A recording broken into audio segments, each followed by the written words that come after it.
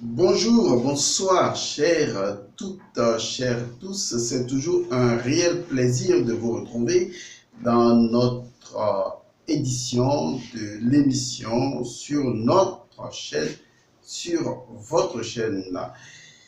Je vous remercie d'être fidèle à ces différents rendez-vous qui sont très peu pesants, je le reconnais, parce qu'il y a tellement de vidéos à suivre, tellement de connaissances à assimiler, et je vous l'avoue, ce n'est pas chose facile.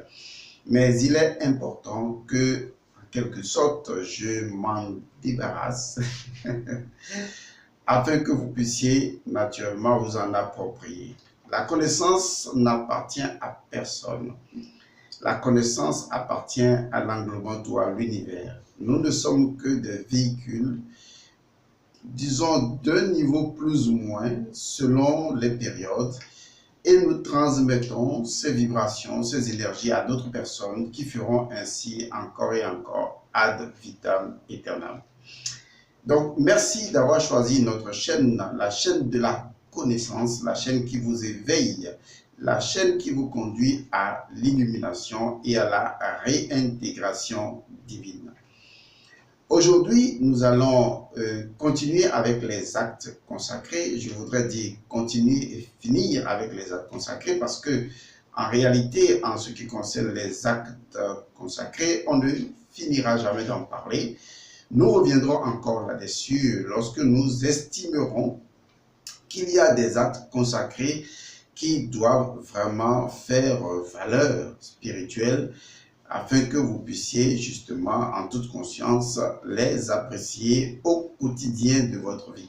Nous allons donc voir rapidement deux actes consacrés, deux actes majeurs consacrés et ce que leur origine, comment on peut les comprendre. Dans l'un de ces actes consacrés, j'avais entre-temps, disons, demandé à ce que les gens me trouvent le principe du bâillement, c'est-à-dire le fait de bailler. Voilà, que les gens nous expliquent quelle est la portée métaphysique de cette attitude. Mais bon, quand les gens me sont revenus et après, plus personne n'en parle.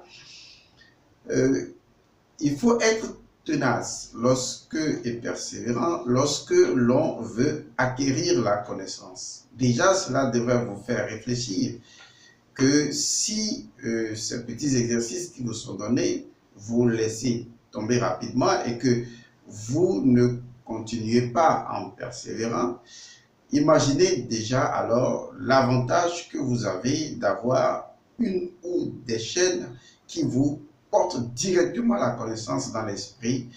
C'est la raison pour laquelle les grands maîtres du passé ont toujours été vénérés pour leur connaissance. Parce que s'il y a une chose qui soit la plus grande de toutes les richesses universelles, et cette chose qui apporte la totalité de la richesse universelle, eh bien c'est la connaissance, que l'on appelle encore l'éveil. Donc, il faut respecter vos maîtres qui vous apportent l'éveil. Les grands maîtres, il faut continuer de les honorer, que ce soit Bouddha, Jésus, Krishna. Il ne faut jamais les opposer, laisser cela à la bêtise de l'humain qui a perdu son humanitude et commencer à vénérer tous les grands maîtres du passé, à vénérer leur énergie, puisqu'ils ne sont plus physiquement, tangiblement là. Il y en a qui se sont déjà réincarnés, mais vous pouvez vénérer leurs écrits, vénérer leur mana, leur man, afin que vous puissiez vous approprier leur Heka, c'est-à-dire leur puissance magique, pour pouvoir opérationner dans la vie de tous les jours. C'est la chose la plus importante.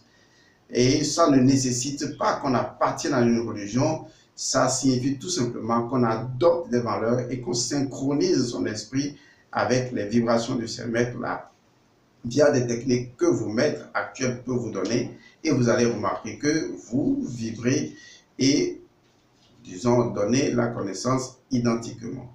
Donc, il est important de vénérer vos maîtres parce que vous voyez déjà la difficulté que vous avez à acquérir la connaissance qu'ils partagent avec vous, mais eux, certainement, n'ont pas eu la chance d'avoir des chaînes qui leur diffusent des connaissances Ils ont dû chercher par eux-mêmes et se réaliser.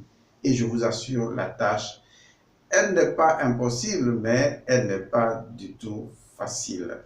Et vous allez y goûter au fur et à mesure que vous allez évoluer. Donc, nonobstant, nous allons néanmoins vous permettre, justement, permettez cette répétition-là, nous allons vous permettre de comprendre ces actes consacrés. Nous allons avoir deux actes consacrés. Le premier acte consacré, c'est la salutation quotidienne qui est souvent appelée bonjour, puisque nous nous rencontrons tous les jours et nous disons bonjour. Et le deuxième acte consacré, ce sera donc de vous révéler le secret lié au bâillement. Et certainement, vous-même, vous poursuivrez les compréhensions ultérieures. Alors, premier acte consacré, bonjour. Alors, tout le monde dit cela tous les jours. C'est vrai que dans certains pays aujourd'hui, où l'individualisme poussé a pris le dessus, où la méfiance et les suspicions sont devenues loi, les gens ne se disent même plus bonjour, bien que le mot bonjour n'a pas de connotation réellement métaphysique. Parce que, comme je vous l'ai souvent expliqué, pour que les choses aient des liens métaphysiques, il faut que les choses aient un sens, que les concepts à partir desquels les choses ou les mots sont utilisés soient des concepts qui soient liés à la pensée symbolique. Et que cette pensée symbolique-là soit justement la pensée ou l'esprit qui permet d'intégrer le langage universel que vous appelez généralement le symbolisme et que les Grecs vont traduire sous l'aspect de hiéroglyphes. Parce que pour nous, pour les ancêtres, pour nos ancêtres, à nous tous, que vous soyez de n'importe quelle race, c'est nos ancêtres à nous tous, les Égyptiens de l'Égypte antique avaient déjà compris que la nature parle, que la nature s'exprime et que les sons de la nature pouvaient être traduits en langage humain pour qu'il y ait une certaine cohérence spirituelle ou métaphysique et une certaine cohésion entre la nature avec les Néhérou et les êtres qui y vivent. Donc, la pensée symbolique venant donc de Sia, qui est l'intuition cosmique, qui nous connecte à cette réalité transcendante-là, nous pouvons avec Rou exprimer le verbe et ensuite la parole. D'abord le verbe et ensuite la parole, parce que le verbe ne fait que vibrer. Le verbe nous permet de ressentir les énergies. C'est pourquoi dans les hiéroglyphes, en fait, c'est toujours généralement difficile de les appeler des hiéroglyphes, c'est pourquoi les langages ou les paroles divines des Égyptiens étaient focalisés sur des courants d'énergie précis. Même si ces courants d'énergie aujourd'hui sont traduits approximativement, c'est pourquoi on parle de translittération, approximativement en des hiéroglyphes qui sont des symboles traduisant naturellement le squelette linguistique que nous appelons justement les consonnes, puisque les consonnes constituent un squelette avec lesquels les voyelles constituant l'âme, on peut justement les faire parler. Alors, pour revenir à ce qui nous intéresse, quand quelqu'un vous dit bonjour, on se dit bon, il nous dit que le jour soit bon. C'est tout simplement ce qu'on peut retirer. On dit bonjour, bon, que le jour soit bon, que le jour soit agréable. Alors qu'en réalité, dans l'Égypte antique, c'était toute une cérémonie adressée au dieu soleil, au dieu Ré. Et quand je dis cérémonie, c'est véritablement une cérémonie. C'est pourquoi dans certaines cultures africaines, lorsque les gens veulent se saluer, les gens se saluent en, je vais dire, en discutant en quelque sorte. Mais ce n'est pas vraiment de la discussion, c'est tout un rituel. Ils considèrent la salutation comme un rituel. Vous allez voir dans certains pays, dans le nord de certains pays de l'Afrique, quand deux personnes se rencontrent, eh bien, vous allez les voir se saluer pendant près de 5 minutes. Comme pour demander ah, bonjour, ça va, bon, je dis ça dans ce que vous comprenez, hein. Bonjour, ça va, vous allez bien, et la famille, et les gens, et votre récolte. Et on demande approximativement tout en quelque sorte. On demande et la femme, et les enfants, et les grands-pères, et la grand-mère. Vous voyez, c'est toute une cérémonie. Et à l'époque, on pouvait dire que les gens avaient vraiment le temps de cette cérémonie-là, même si aujourd'hui, le monde pense ne pas avoir le temps parce qu'on n'a que le temps que l'on se donne en fait. Si le monde aujourd'hui estime ne pas avoir le temps et puis se permet de dire bonjour et puis bon, on continue sa route, il faut savoir que bonjour dans la tradition négro-africaine, dans la tradition de l'Égypte antique, c'est avant tout un rituel. Un rituel dédié, n'est-ce pas, aux dieux Ré, un rituel dédié aux ancêtres, un rituel dédié aux êtres qui vivent et à toute la création. Donc, il faut dire, je vais revenir à ça, il faut dire bonjour, non pas à une personne, mais à un tout global. Rappelez-vous que nous sommes dans un esprit holistique. Alors, je vais vous donner plus de détails sur ce que je voudrais dire. Venons maintenant disons, dans ce que je peux vous aider à comprendre, c'est en revenant dans nos langues, en quelque sorte. Regardez par exemple, lorsque en Mina ou en Évé, je ne suis pas très maître dans l'Évé et autres, mais lorsque en Mina on veut dire je vais te saluer ou que je te salue, vous allez voir que les mots puissants qui sortent, c'est Ndobeno, c'est-à-dire c'est une façon de dire, vous allez entendre des mots ou des sons comme Ndo, vous voyez, c'est-à-dire le fait de te donner, le fait de te transmettre, vous voyez, le fait de te communiquer. Ndo B, vous voyez, B, on l'a déjà vu lorsqu'on étudiait le vaudou et tout ça, Ndo B, vous voyez, le fait de traduire ça littéralement, ça voudrait dire tout simplement que je viens te transmettre à travers la parole la vitalité, c'est-à-dire le cas. Je viens te transmettre la vie entière. Je viens te donner le ankh.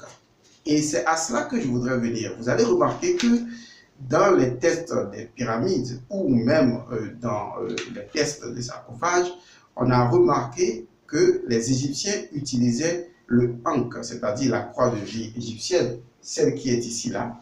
Donc ils prenaient le ankh et ils l'orientaient vers les narines de l'individu, comme pour dire, je te transmets la vie, je te transmets le souffle, je te transmets le cas, je te transmets chou ou la respiration, puisque l'ankh est également un symbole de la divinité chou, qui est la divinité créée donc par Atum, puisqu'on a Atum, chou et Techno, ou comme ce sont des parèdres, ou comme ce sont des divinités n'est pas hypostase, on peut également dire que nous avons Tefnout et Chou. Alors, ce qui est important à comprendre ici, c'est qu'il s'agit de transmettre B, c'est-à-dire de transmettre Anka, de transmettre K, Do, B. Vous voyez, de communiquer. Et vous allez voir que dans les hiéroglyphes, il y a la main qui représente le fait de transmettre, vous voyez, et ensuite transmettre le K, ou tout simplement le ankh.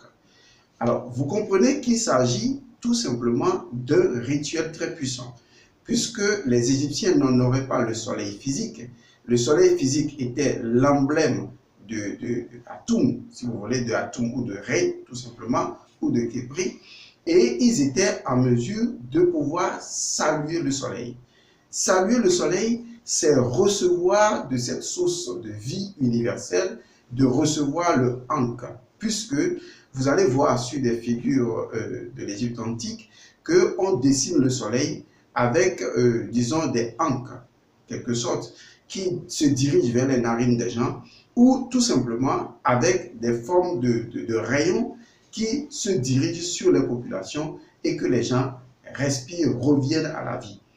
Donc cet exercice du soleil qui donne la vie, vous voyez, Ndo B, qui donne la vie, puisque B, c'est à la fois la parole, mais c'est en fait B, c'est la vie. C'est également à B, vous voyez, je te transmets l'existence. Vous voyez, puisque tout ce qui est B, on l'a déjà vu, c'est tout ce qui descend. Vous voyez, c'est tout ce qui vient de essai. C'est pourquoi on dit existence. Ex-essai. Excès qui est, c'est-à-dire le fait que l'être parvient à l'existence. Et donc, l'ankh qui représente également Chou, qui représente la respiration, vous voyez, donc il y avait des exercices de respiration qui permettaient d'aspirer le cas, de vivre. Puisque quand l'enfant naît, on lui transmet ankh par les narines, l'enfant vit. On lui transmet B, Ndo B. Vous voyez, c'est très important de comprendre que le fait de saluer ne consiste pas tout simplement à dire bonjour. En fait, c'est un rituel par lequel l'individu transmet la vie et reçoit la vie. Vous voyez, il transmet la vie et il reçoit la vie. Donc, en réalité, quand vous dites à quelqu'un, déjà à partir de là, le mot bonjour, vous allez le ressentir, n'a plus réellement de sens. Ça ne traduit plus véritablement ce que, disons, la mystagogie égyptienne essaie de vous transmettre. Vous voyez, quand on dit bonjour, apparemment, ça ne veut rien dire. C'est juste un bonjour. Mais tel que je viens de l'expliquer et que j'ai donné figure dans les traditions antiques de l'Égypte antique, et que c'est lié, n'est-ce pas, à une cérémonie de transmission de Ankh, de transmission du Ka, de transmission de la vie. Vous voyez, ça veut dire que chaque individu vient vers son prochain pour exécuter le rituel du dieu Ré, c'est-à-dire transmettre la vie. Ndo Benon, vous voyez, je te donne la vie, je te transmets la vie, je te communique la vie. Et c'est toute une cérémonie. Et c'est la raison pour laquelle nos ancêtres savaient que la parole, qui est également liée à Chou d'une certaine manière, la parole était le moyen par lequel on transmettait la vie. On faisait vivre les choses. Vous voyez, on faisait animer les choses. Et donc, les gens prenaient le temps de dire tout simplement des phrases. C'était des phrases consacrées qu'on communiquait à l'autre. Et on lui disait tout simplement, les récoltes seront bonnes. Ou quelque part, les récoltes sont comment? Les récoltes sont bonnes. Comment est la famille? La famille est bien. Comment sont les enfants? Les enfants se portent bien. Comment sont les moutons? Les moutons se portent bien. Comment sont les affaires? Les affaires se portent bien. Vous voyez, on vous oblige d'une certaine manière, je ne vais pas, le mot obligé n'est pas le mot juste, excusez-moi, on vous fait dire, vous voyez, on vous fait transmettre et B. On vous fait transmettre à B. On vous fait transmettre Ankh. On vous fait transmettre K. On vous fait transmettre la vie. Vous voyez, puisque le soleil est détenteur des Kaou, c'est-à-dire des cas en général, des multiples cas, qui en fait c'est également Ankh en quelque sorte. Vous transmettre cette vie-là, c'est ce que font les ancêtres en disant, oui, voilà, comment va le champ, vous dites, voilà, ça va bien, ça va bien. Et l'autre aussi vous fait dire ça, parce que le verbe transmet l'énergie, transmet la vie. En réalité, chaque salutation leur permettait d'utiliser le pouvoir du djed, c'est-à-dire de redresser, puisqu'il y avait une cérémonie de djed en Égypte antique, que le pharaon exécutait pour redresser, pour remettre l'équilibre de la droiture universelle. Et donc, on vous oblige à énoncer le B pour que, d'une certaine manière, les choses soient redressées.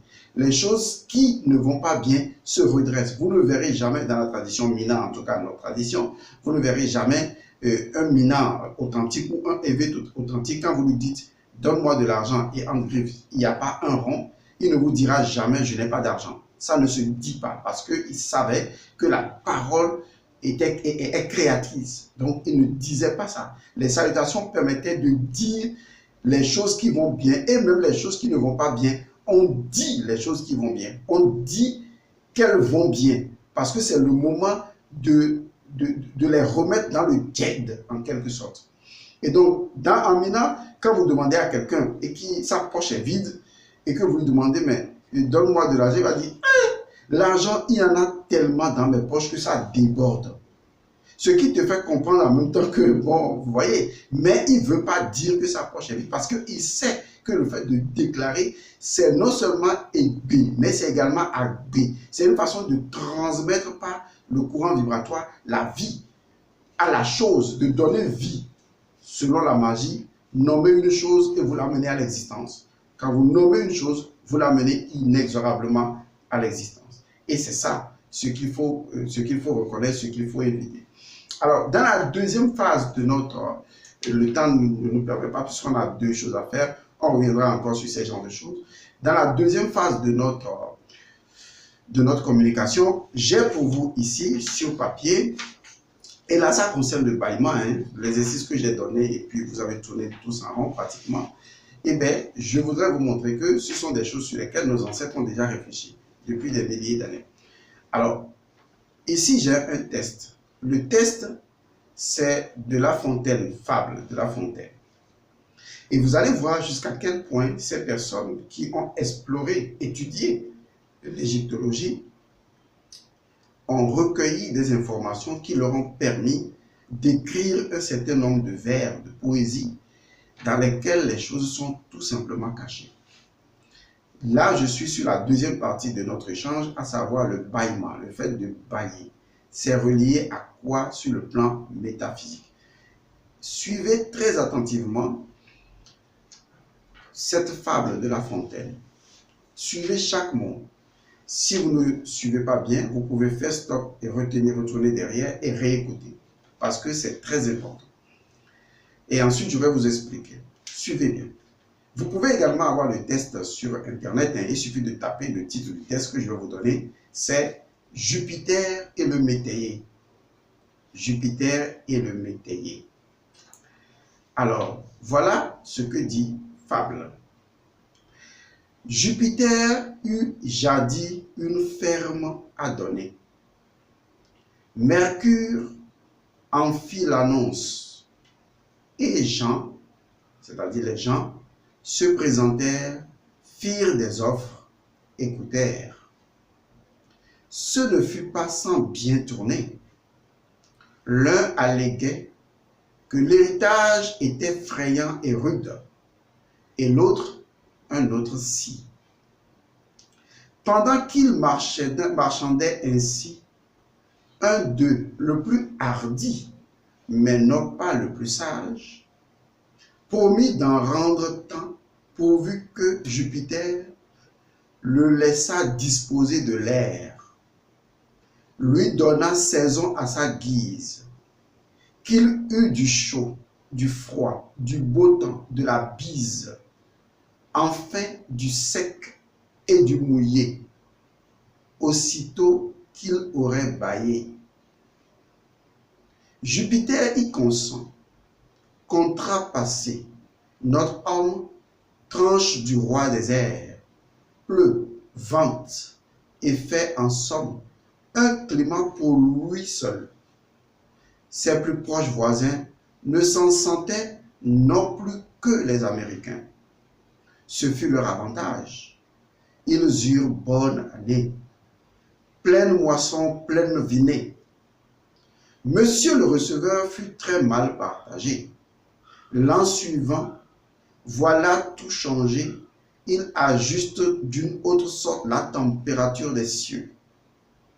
Son champ ne s'en trouve pas mieux. Celui de ses voisins fructifie et rapporte. Que fait-il?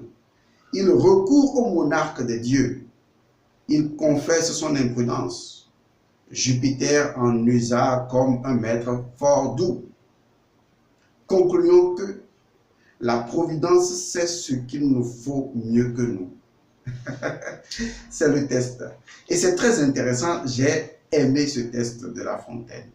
En fait, l'histoire de façon résumée, c'est que Jupiter, c'est-à-dire Ré ou Amon-Ré, roi des cieux, qui sera encore appelé le monarque, avait une ferme, un grand champ avec tout ce qu'il faut. Il voulait donc donner ce champ à quiconque serait en mesure de l'entretenir rentablement. Donc, il envoie son messager, Mercure, qui n'est rien d'autre que Thoth ou Djéouti, pour qu'il l'annonce. Et donc, les gens sont venus et les discussions ont commencé. Et des gens trouvaient que c'était trop cher, trop rude, que ce serait difficile. D'autres posaient des conditions. Donc, parmi eux, quelqu'un de très hardi, lui, très hardi, mais pas forcément sage, il a promis qu'il pourrait rentabiliser ce champ à des conditions, ou à une condition. La première condition, ou la condition, c'est que Jupiter, à Toumré, le laisse disposer complètement de l'air, de chou, quoi, de l'air, si vous voulez, qu'il lui laisse gérer les saisons à sa guise, vous voyez, qu'il lui donne la possibilité de gérer le chaud, le froid, le beau temps, la bise, la période sec, la période mouillée, et qu'il veut que tout cela commence tout de suite, aussitôt qu'il aurait fini Non, aussitôt qu'il aurait bâillé, c'est-à-dire dès qu'il va bâiller, il faut que le contrat lui soit accordé d'exécuter, d'avoir tout ce pouvoir d'exécution.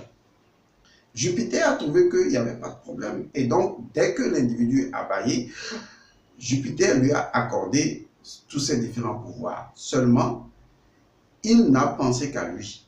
C'est-à-dire, il a utilisé tous ses pouvoirs pour voir comment il pouvait améliorer lui seul ses champs. Et les champs des autres étaient restés sous Jupiter. Mais il a remarqué que les autres ont prospéré à plusieurs reprises, plusieurs années avec leurs champs, alors que lui, ses cultures ont été dévastées parce qu'il n'a pas su, avec intelligence, gérer les saisons comme Jupiter ou Atum-Re l'aurait fait. Et donc, à un moment donné, il s'est ravisé et il dit, je vais retourner voir le monarque Jupiter et vraiment lui demander pardon. Donc, il repart pour s'excuser. Et la leçon de l'affaire, eh bien, c'est que la providence sait ce qu'il nous faut mieux que nous-mêmes.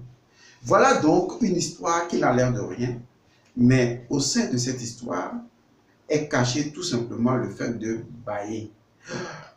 L'individu, il pose ses conditions à Atum-Re ou à Jupiter et il lui dit, aussitôt que j'aurai bâillé. Alors, pourquoi cette expression? Pourquoi précisément dire ou faire dire, puisque c'est Fabre qui est initié, qui dit cela, La Fontaine qui dit ça, pourquoi faire dire à quelqu'un dans un simple récit, aussitôt que j'aurai bâillé, aussitôt qu'il aurait bâillé, qu'on lui accorde ce pouvoir ou ses pouvoirs de disposer de tout. En fait, c'est parce que l'initié avait tout simplement voulu cacher dans tout le récit le secret du bâillement, le secret du fait de bâiller. À quoi correspond donc le bâillement? Le bâillement correspond essentiellement au pouvoir du dieu Chou. Si vous lisez bien les mythologies égyptiennes, vous allez constater que après la création ou par hypostase des différentes divinités, à savoir Chou et Tefnut ont mis au monde Nut et Geb. Mais au départ, Nut et Geb étaient unis. Et il fallait justement les séparer. Et donc, Atum-Re a vu que si Nut et Geb restaient séparés, et bien sa création ne donnerait pas le résultat escompté. Et donc, il envoya Chou, la divinité de l'air, si vous voulez, mais qui est également Ankh, la vie. Il l'envoya donc pour séparer, n'est-ce pas, Chou, et pour séparer, pardon, il envoya Chou pour séparer donc Nut et Geb, qui étaient unis. Donc, il les a séparés. C'est ce qui nous a permis d'avoir le ciel, qui représente la divinité Nut, et Geb, la terre, qui représente le dieu Geb, le dieu de la terre. Comprenez que masculin, féminin, on vous expliquera pourquoi c'est comme ça. Donc, cet espace de vie dans lequel nous sommes en ce moment même, où il y a la terre ici et le ciel en bas, ce domaine vide-là est appelé en fait le domaine également de Chou, puisque c'est l'air qui a séparé les deux divinités. Et cet espacement-là qui est fait est appelé également le bâillement de Ré. Voilà. Parce que c'est seulement lorsqu'on est dans le bâillement que les choses peuvent être rendues possibles. Est-ce que vous voyez? C'est la raison pour laquelle vous verrez ce symbole généralement souvent en Égypte, qui représente le symbole du Ka. Le symbole du Ka, c'est également le symbole du bâillement, parce que c'est le symbole non seulement du Ka, mais des Kaou, c'est-à-dire la possibilité de disposer de la Heka, des pouvoirs magiques, pour accomplir des choses. Donc c'est lié non pas à la Heka simplement, mais c'est lié à la Hekaou. Et en ce moment, on aura une divinité spécifique, c'est Neheb-Kaou, qui va intervenir, celle qui lie les Kaou, en quelque sorte, pour accomplir la Heka. D'une manière ou d'une autre, lorsque vous lisez cette histoire, vous vous rendez compte que les mots sont à leur place, puisque il demande à Ré ou à Jupiter, il lui dit, voilà les choses, je les veux aussitôt que j'aurai bâillé. Vous voyez, c'est important, aussitôt que j'aurai bâillé. Et donc, quand on bâille, qu'est-ce qui se passe? Il y a trois choses qui ont cours. La première chose, c'est l'inspiration. On inspire de l'air. La deuxième chose, c'est l'expiration. Mais il y a une troisième étape, c'est une suspension. Une suspension où il n'y a ni entrée ni sortie. Est-ce que vous voyez? C'est exactement ça. Et si vous laissez votre corps s'exprimer pendant que vous bâillez, vous allez remarquer qu'il y a un mouvement instinctif de lever les bras, ou de toucher la tête, ou de faire un mouvement qui ressemble exactement à ce mouvement. C'est pour vous dire que cela est lié essentiellement à la divinité de la suspension des éléments, qui est également Shu. Donc pour dire tout simplement les choses de façon simple, lorsque vous bâillez, lorsque vous voulez bâiller, eh bien, sachez que vous avez la possibilité de faire des vœux. Parce que vous disposez en ce moment-là du pouvoir de Shu. Vous voyez, qui vous est conféré par Jupiter ou par Atumoré. Et en ce moment, veillez toujours à faire quelque chose comme un vœu, un souhait, qui ne soit jamais individuel. C'est la raison pour laquelle lorsqu'on baille, on contamine instantanément tout le monde. Vous voyez, c'est parce que dans l'histoire, notre ami a baillé, mais il a ignoré que le bâillement étant contagieux, il a voulu réduire le bâillement à sa simple personne, donc réduire tous les pouvoirs à sa simple personne. Alors que lorsque Shu a séparé Nut et Geb, il ne les a pas séparés pour lui, mais il les a séparés pour que la création continue. De telle sorte que quand vous baillez, ne faites jamais, jamais, jamais de vœux personnels.